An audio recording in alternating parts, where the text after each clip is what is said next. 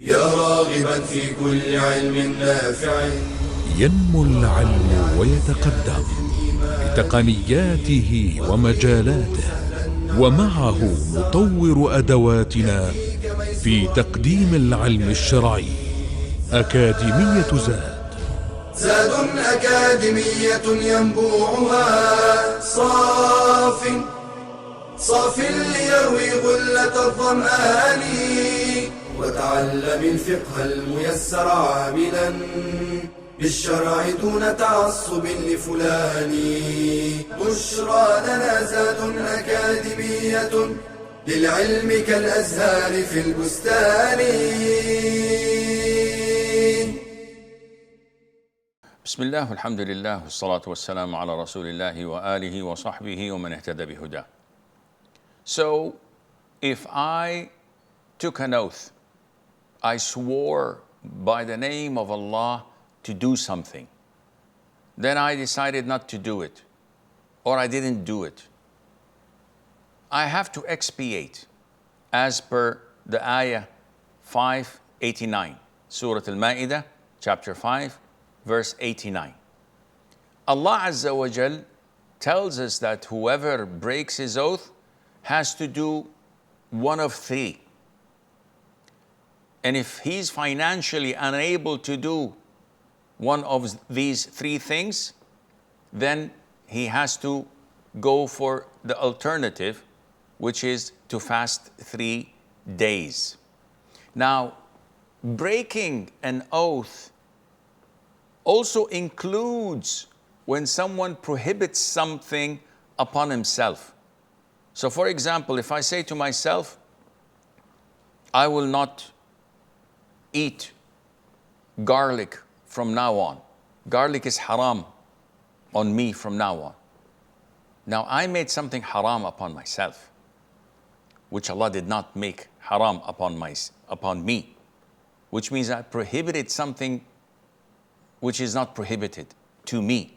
Not that I made it haram in Islam, rather I prevented myself from consuming it.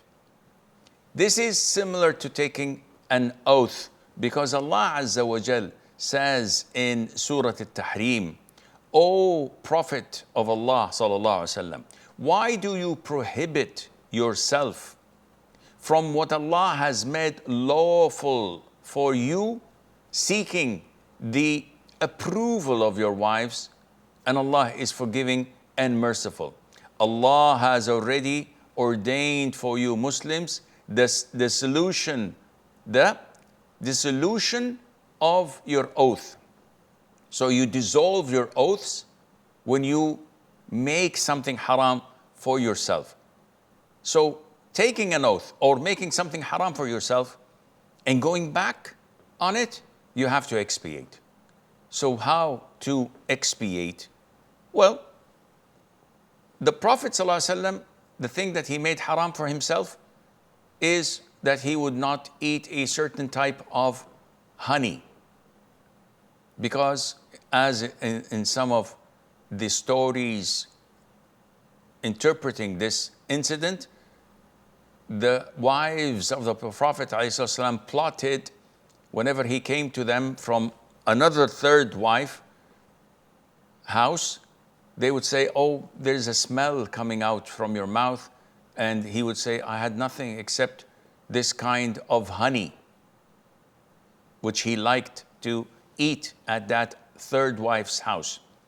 So they plotted against the Prophet ﷺ so that he would not visit that third wife and eat that honey at her house.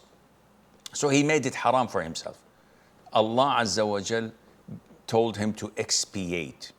So what is the expiation? As mentioned in verse 89, Surah Al-Ma'idah. One is to feed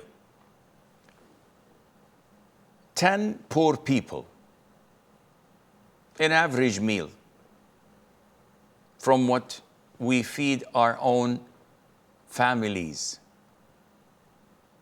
One average meal for each person, 10 different poor people. Or dressing them, giving them the proper attire to wear, or to free a slave. Now, these are all financial expiation.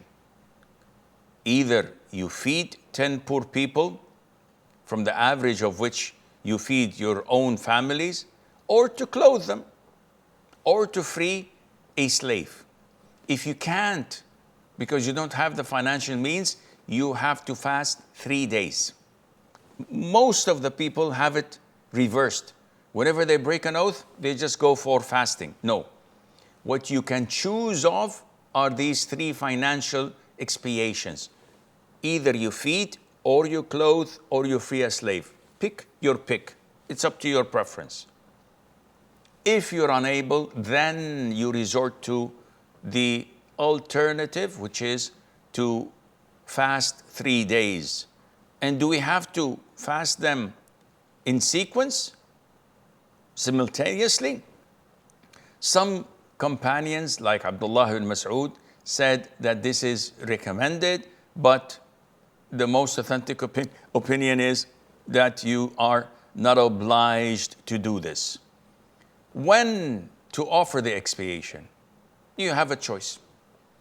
Either expiate before you break your oath, or after you break your oath. The hadith of the Prophet ﷺ indicated both as a choice. So the Prophet told us, when he wants to do something, he would do what is best and then expiate. And in another hadith, he says, if you swear an oath and do something that then realize, if you swear an oath to do something, then realize that something else is better than it, then do what is which better and offer an expiation for breaking your oath. And in another hadith, the Prophet said, the opposite. He said that break or expiate for breaking your oath, then you can do what is better. Either way is totally fine with the grace of Allah Azza wa Jal. So there is leniency in this, alhamdulillah. What's the ruling on breaking an oath? Well, it is a sunnah when you see something that is better. So if you, for example, want to do something that is disliked, and you take an oath over it, then you realize that, no, this was disliked, it's best for me not to do it, then it is sunnah for you to break it. Or if you wanted to skip something that is sunnah, and then said, wow, why would I do that, such a thing? So it is highly recommended for you to skip it. Secondly, it is mandatory to break your oath if you took an oath not to do something which is mandatory. Wallahi, I will not pray in the masjid today. It's not up to you, it's mandatory. It is mandatory in this case for you to break your oath and expiate. Or, wallahi, I will drink intoxicants. It's haram, it's a major sin. You have to break your oath and not drink any intoxicants, and also offer the expiation. And thirdly, it can be permissible. It can be permissible to break your oath when you swear over permissible things. Wallahi, I will not wear yellow t-shirts from now on. I will not jog in the morning. These are permissible things. Whether you do them or not, it's up to you. So if you want to break your oath, there is no problem in that, and then you expiate. Then we move on to a more serious issue, and that is found in a lot of cultures, Arabs and non-Arabs, and that is to swear, to take an oath with other than the name of Allah Azza wa Jal, and is totally prohibited, and it's a major sin, and it can take someone out of the fold of Islam. So it's either minor shirk or major shirk, such as when people say by the Prophet ﷺ, they swear by the name of the Prophet ﷺ. In Arabic they say وَالنَّبِي, or by your life, وَحْيَاتَك, or by my mother's life, وَحْيَات أُمِّي, with my father's head, وَرَأْسْ أَبِي, وَالنِّعْمَةِ, by the grave of so and so, by Maulana Tijani or Jilani or Ash-Shadhili, by my honor, by Al-Hussein, by Al-Amana, by the Kaaba, and the likes. The Prophet says, alayhi salatu wasalam, whoever swears by other than Allah Azza wa Jal, then he has associated others with Him, the Almighty. This is shirk. He has committed shirk. And in Bukhari and Muslim, the Prophet sallallahu alaihi wasallam heard Umar, may Allah be pleased with him, swearing by his father.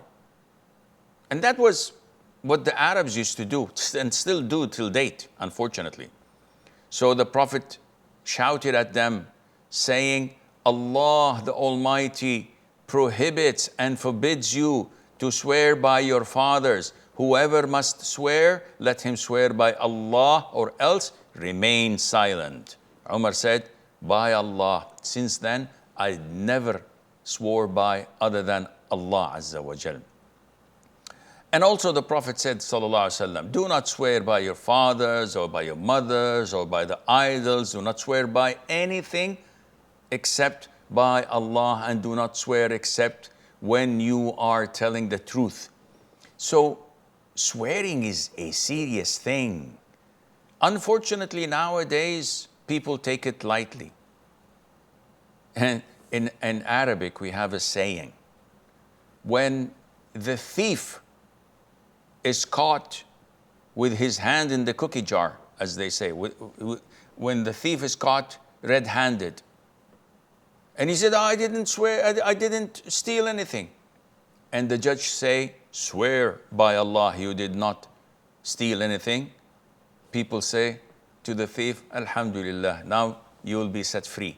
Knowing that he will swear by Allah and lie without any hesitation or any fear of that. Abdullah ibn Mas'ud, may Allah have mercy on him, the great companion of the Prophet ﷺ, says, to swear by Allah falsely is dearer and better to me than to swear by anything else truthfully. Subhanallah. To take an oath and lie while taking the name of Allah, it's better and dearer to me than to swear by other than Allah when I'm telling the truth. Because when you're telling the truth and taking other than the name of Allah, you're committing shirk, which is a major, one of the major sins in Islam. While if you take the name of Allah and lie, that is a major sin, but it's a sin. Nothing compared to shirk. And Shaykh al-Islam ibn Taymiyyah says that because Tawheed is better than any good deed of truth. So never ever say the truth while associating it with other than the name of Allah, because that would be shirk. And always remain with Tawheed, even if you associate it with a sinful act like lying, and Allah Azza wa Jal knows best.